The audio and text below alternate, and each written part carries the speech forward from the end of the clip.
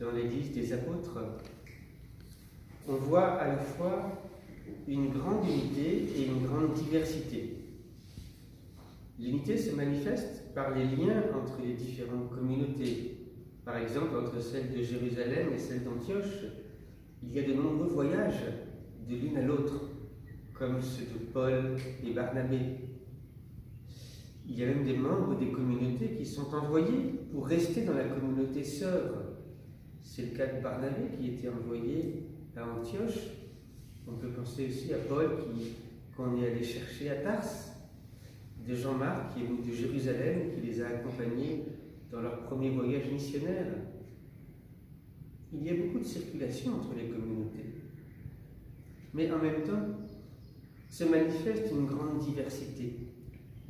Et le passage des Actes des Apôtres d'aujourd'hui nous montre que différents groupes se faisaient entendre. Certains sont montés de Judée à Antioche pour exiger la circoncision. Ils pensaient que c'était nécessaire au salut. L'expérience concrète de Paul et Barnabé, qui ont évangélisé Derbé, Iconium, Lystre, leur a montré le contraire. Et ils s'engagent donc dans une vive discussion qui devient un affrontement. Personne n'arrive à convaincre l'autre. La diversité est désunie. Pour ne pas devenir division, ils décident d'aller voir les apôtres pour discuter de cette question. Les apôtres sont bien les garants de la vérité qui fonde l'unité.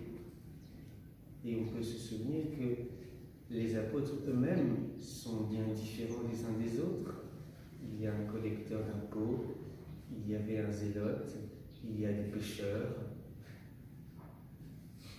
En chemin, on note que Paul et Barnabé remplissent de joie tous les frères en racontant la conversion des païens.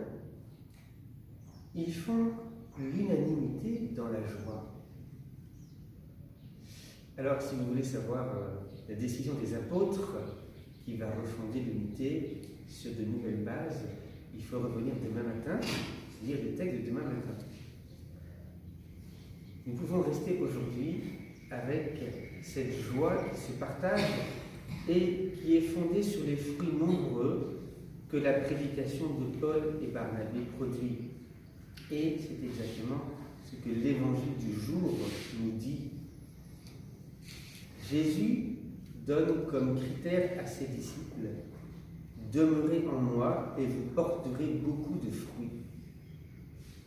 Les serments sont nombreux, ils montrent une grande diversité, mais ils sont tous branchés sur le Christ. Ils demeurent en lui.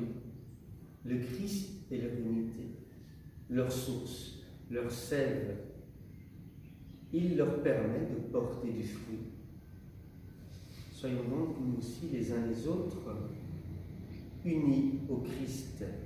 Demeurons en lui et nous porterons des fruits d'une belle diversité au goût harmonieux qui produit autour de nous la joie. Amen. Amen.